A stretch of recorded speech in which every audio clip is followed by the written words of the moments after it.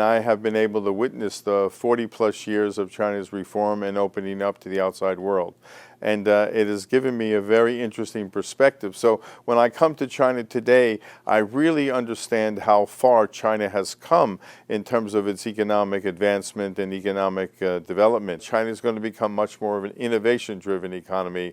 And in the most recent national S&T conference in which President Xi Jinping spoke, he talked about China's continued global engagement, but he also talked about China becoming stronger and more capable in the area of science and technology. So whether I look at China's e-vehicles, or I look at China's space program, or I look at China's biotech, you can see that substantial progress has been made. And that has to do with the opening up of the country, the return of many overseas scholars have come back to China, and also the new policies that have put in place to make the research system perform even better. So I'm quite optimistic about China's future. Im Bereich Umweltschutz und nachhaltige Entwicklung schafft China ein gesünderes und nachhaltigeres Lebensumfeld für seine Bürger.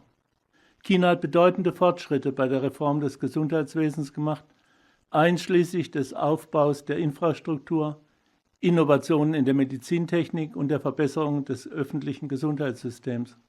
Insbesondere im Bereich der globalen öffentlichen Gesundheit und der medizinischen Hilfe deuten auf die Verantwortung und Führungsrolle eines großen Landes hin. Und das versteht der chinesische Präsident Xi Jinping, wenn er von einer Welt mit Shared Future spricht. Ich bin voller Erwartungen für die Zukunft Chinas im Bereich der Medizin und des öffentlichen Gesundheitswesens. We are using WeChat. You can buy air tickets, you can buy clothes, you can get a Didi, you can get on a plane, high-speed train, you can get on the metro, you can buy food.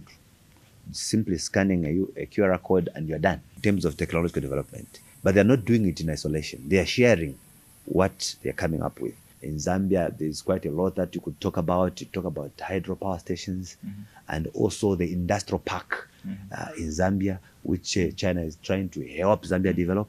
That is an epitome or a demonstration of the shared future that we could be talking about that. La reforma y la apertura de China son indispensables para el proceso de integración económica en el mundo, por el tamaño de la economía china y por la orientación de la economía china. Una economía que se está orientando, dirigiendo hacia el desarrollo de las fuerzas productivas, hacia la aplicación de la innovación en la ciencia, hacia la producción, hacia los avances sociales, la política social. Ese modelo que ha aplicado China puede servir como un ejemplo para otras economías, sobre todo economías emergentes.